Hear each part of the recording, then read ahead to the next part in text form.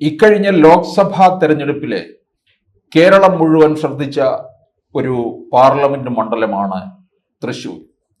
അതുപോലെ തന്നെ 2026 നിയമസഭയിലേക്ക് നടക്കുന്ന തെരഞ്ഞെടുപ്പിൽ രാഷ്ട്രീയ കേരളം മുഴുവൻ ഉറ്റുനോക്കുന്ന തൃശ്ശൂർ ജില്ലയാണ്. കാരണം BJP ആദ്യമായിട്ട് ഒരു MPയെ സമ്മാനിച്ച തൃശ്ശൂർ പാർലമെന്റ് മണ്ഡലത്തിലെ നിയമസഭാ സീറ്റുകളിൽ BJP കൂടുതൽ ഉന്നം വയ്ക്കുന്നുണ്ട്. BJP അവിടെ എത്ര സീറ്റുകൾ നേടും, ഇതാണ് കേരളം ഉറ്റുനോക്കുന്നത്. ഇപ്പോൾ തന്നെ തൃശ്ശൂർ പാർലമെന്റ് മണ്ഡലത്തിലെ പുതുക്കാട് ശോഭാ സുരേന്ദ്രൻ മത്സരിക്കും എന്ന് ഈ പാർട്ടിയുടെ ഒരു പിന്നാമ്പുറ വർത്തമാനം തന്നെ ഉണ്ട്.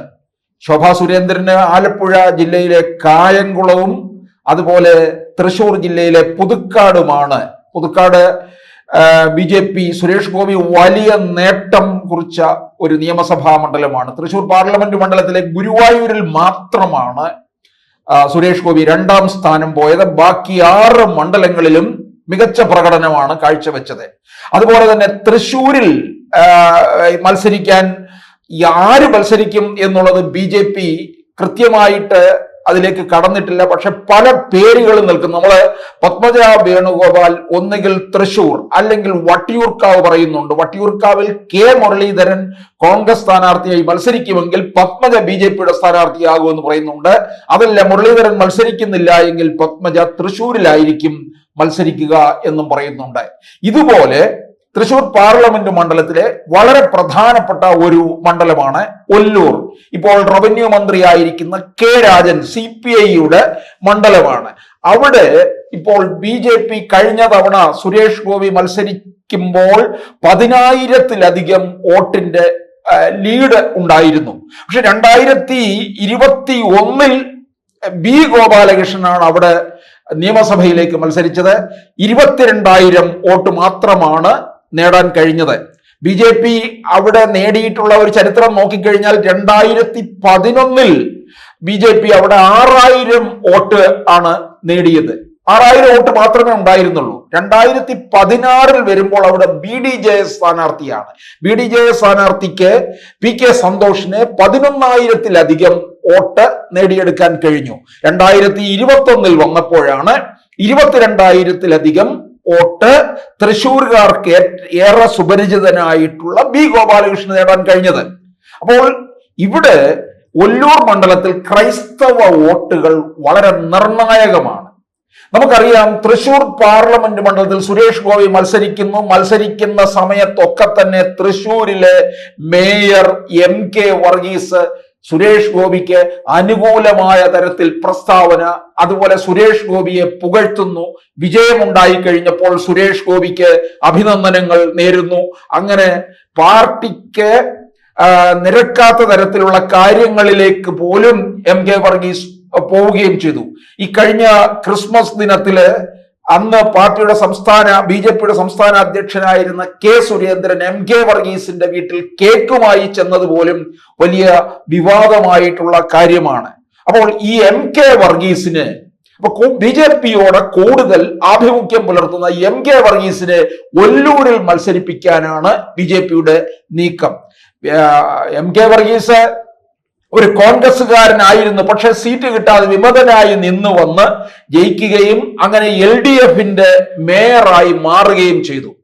മേയർ സ്ഥാനത്ത് നിന്ന് ഇടയ്ക്ക് മാറിക്കൊടുക്കേണ്ടതാണ്. CPIയുടെ കൂടി അവസരമാണ്. പക്ഷെ മാറാതെ തന്നെ MK വർഗീസിനെ മാറ്റിക്കഴിഞ്ഞാൽ അത് ഭരണം മുമ്പോട്ട് കൊണ്ടുപോകാൻ, പൂർത്തീകരിക്കാൻ, കാലാവധി തികയ്ക്കാൻ കഴിയില്ല എന്ന് ബോധ്യപ്പെട്ടതുകൊണ്ട് CPM അങ്ങനെ MK വർഗീസിനെ നിലനിർത്തിയിരിക്കുകയാണ്. CPIക്കാണ് MK വർഗീസ് ഇത്തരത്തിൽ സുരേഷ് ഗോപിയെ പുകഴ്ത്തുകയും മറ്റുമൊക്കെ ചെയ്യുമ്പോൾ കൂടുതൽ അതൃപ്തി പ്രകടിപ്പിക്കുന്നത് CPIക്കാരാണ്. പ്രത്യേകിച്ച് VS സുനിൽകുമാർ വളരെ ശക്തമായിട്ട് തന്നെ രംഗത്ത് വരികയും ചെയ്തു MK വർഗീസിനെ വിമർശിച്ചുകൊണ്ട്. MK വർഗീസ് ഈ BJP മുമ്പോട്ട് വച്ചിരിക്കുന്ന ഈ നിർദ്ദേശത്തെ MK വർഗീസ് നോ പറഞ്ഞിട്ടുമില്ല. അതുകൊണ്ട് ഇദ്ദേഹത്തിന് BJP വളരെ തന്ത്രപ്രധാനമായിട്ടുള്ള നീക്കമാണ് നടത്തുന്നത്.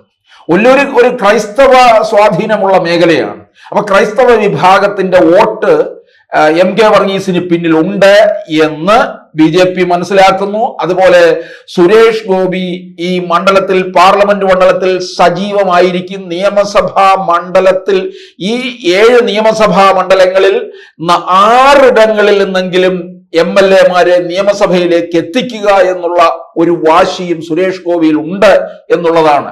അപ്പോൾ അതിൽ പ്രധാനപ്പെട്ടതാണ് തൃശ്ശൂര്, പുതുക്കാട്, ഒല്ലൂര്. എം കെ വർഗീസിന് അവിടെ ഒരു പൊതുസമ്മതനായിട്ടുള്ള ആളാണ്. എന്തായാലും ഇങ്ങനെ ഒരു നീക്കം BJP വയ്ക്കുമ്പോൾ അത് തൃശ്ശൂർ രാഷ്ട്രീയത്തിലും കേരള രാഷ്ട്രീയത്തിലും വലിയ ഒരു ചലനമായിരിക്കും സൃഷ്ടിക്കാൻ പോകുന്നത്. കാരണം BJP കണ്ടെത്തിയിരിക്കുന്നത് കോൺഗ്രസ്സുകാരനായിരുന്ന എം കെ വർഗീസ് LDF-ന്റെ മേയറായിട്ടുള്ള, പക്ഷേ വരാൻ പോകുന്ന നിയമസഭാ തെരഞ്ഞെടുപ്പിൽ BJP-യുടെ സ്ഥാനാർത്ഥിയായി മാറുന്നു എന്നുള്ളതാണ്. അങ്ങനെ BJP-യുമായിട്ട് വലിയൊരു സൗഹൃദത്തിൽ മുമ്പോട്ട് പോകുന്ന എം കെ വർഗീസ് വളരെ മികച്ച പ്രകടനം അവിടെ നിന്ന് കാഴ്ചവെക്കുന്നുണ്ട്. അതുപോലെ സുരേഷ് ഗോപി വിജയത്തിന് ശേഷവും തൃശ്ശൂരിൽ ഉണ്ടാക്കുന്ന ഒരു വലിയ ഒരു MP എന്നുള്ള രീതിയിലുള്ള നേട്ടങ്ങളും ഒക്കെ ഈ തൃശ്ശൂർ പാർലമെന്റ് മണ്ഡലത്തിലുള്ളവർക്ക് അത് കണ്ടില്ല എന്ന് നടിക്കാൻ പറ്റില്ല എന്നുള്ളതാണ്. അതുകൊണ്ട് തൃശ്ശൂർ മേയർ തന്നെ പല പ്രവർത്തനങ്ങളെയും, സുരേഷ് ഗോപിയുടെ പല പ്രവർത്തനങ്ങളെയും പുകഴ്ത്തുകയും മറ്റും ചെയ്യുന്നുണ്ട്. അത് LDF-ന് സഹിക്കാവുന്നതിലും അപ്പുറമായി തീർന്നിരിക്കുകയാണ്. അത് എന്തുകൊണ്ട് അദ്ദേഹത്തെ പിടിച്ച് നിർത്തുന്നില്ല എന്ന് ചോദിച്ചാൽ, ഭരണം മുമ്പോട്ട് കൊണ്ടുപോകണം, ഇതിന്റെ കാലാവധി പൂർത്തിയാക്കണം എന്ന് LDF ആഗ്രഹിക്കുന്നുണ്ട്. അതുകൊണ്ടാണ് ഇക്കാര്യത്തിൽ ഒന്നും പറയാത്തത്. അതിശക്തമായിട്ട് പ്രതികരിക്കുന്നത് CPI മാത്രമേ ഉള്ളൂ. CPI പറയുന്നത് ഈ എം കെ ജോസഫിന് ചോറ് ഇവിടെയും കൂറ് അവിടെയുമാണ് എന്നാണ്. അങ്ങനെ അത്തരത്തിൽ വിമർശിക്കുന്നുണ്ടെങ്കിൽ എം കെ വർഗീസിന് അതൊന്നും ഒരു തരത്തിലും അതിന് വേണ്ടത്ര രീതിയിൽ കാണാതെ എം കെ വർഗീസിൻ്റെതായ രീതിയിൽ പോവുകയാണ്. എം കെ വർഗീസ് അവിടെ മത്സരിക്കാൻ ഇറങ്ങിക്കഴിഞ്ഞാൽ അതിശക്തമായ ത്രികോണ മത്സരത്തിലേക്കായിരിക്കും പോവുക എന്നുള്ളതാണ്. ഒല്ലൂര് ഒരിക്കലും ഒരു A ക്ലാസ് മണ്ഡലമായിട്ടല്ല ഇതുവരെ കണ്ടിട്ടുള്ളത്. പക്ഷെ ഒല്ലൂർ A ക്ലാസ് മണ്ഡലമായി മാറാൻ പോവുകയാണ് എം കെ വർഗീസ് മത്സര രംഗത്ത് വന്നാൽ. അത് തന്നെയാണ് BJP കളം ഒരുക്കിക്കൊണ്ടിരിക്കുന്നതും. കാരണം എം കെ വർഗീസിനെ പോലുള്ളവർക്ക് തൃശ്ശൂർ സുപരിചിതനാണ്, തൃശ്ശൂരുകാർക്കെല്ലാം തന്നെ അറിയാം. അതുകൊണ്ട് ഇത് വോട്ടാക്കി മാറ്റാൻ കഴിയും. പ്രത്യേകിച്ച് സുരേഷ് ഗോപിയുടെ പിൻബലം കൂടി ഉണ്ടെങ്കിൽ.